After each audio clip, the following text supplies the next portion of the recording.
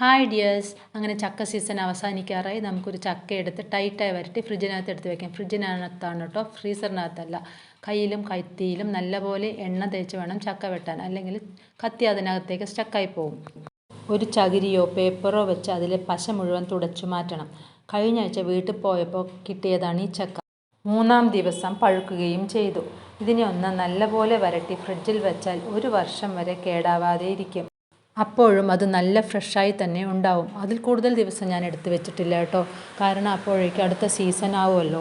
ചക്കയുടെ സെൻറ്ററിലുള്ള തണ്ടിന് ഇവിടെ മൂക്കെന്നാണ് പറയാറ്. അതെല്ലാം എടുത്ത് മാറ്റി ചക്കയെല്ലാം ഒന്ന് വിരിച്ചെടുത്ത് നമുക്ക് പറിച്ചു തുടങ്ങാം.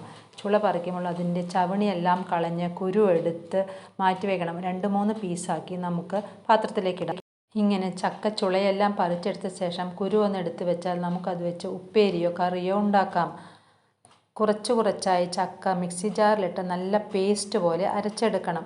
ഇങ്ങനെ എല്ലാ ചുളയും നല്ല പോലെ അരച്ചെടുക്കുക. ഇതൊരു ട്രിക്കാണ് കേട്ടോ. ഇങ്ങനെ അരച്ചെടുത്താൽ ചക്ക വേവാൻ എളുപ്പമായിരിക്കും.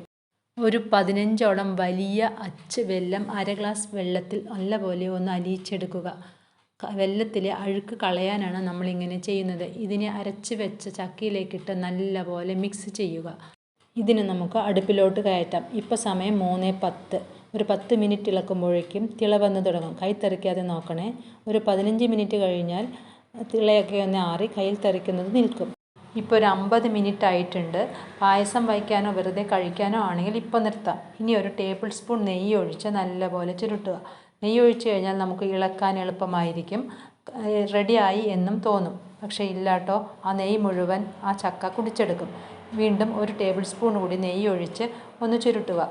ഗ്യാസ് സ്റ്റൗവിലായതുകൊണ്ട് ഫ്ലെയിം ഒന്ന് ലോ ആക്കി കൈ നിവർത്താനുള്ള ഗ്യാപ്പൊക്കെ കിട്ടും. ഒരു ടേബിൾ സ്പൂൺ നെയ്യ് കൂടി ഒഴിച്ച് പാത്രത്തിൽ നിന്നും വിട്ടുവരുന്നത് വരെ ചുരുട്ടുക.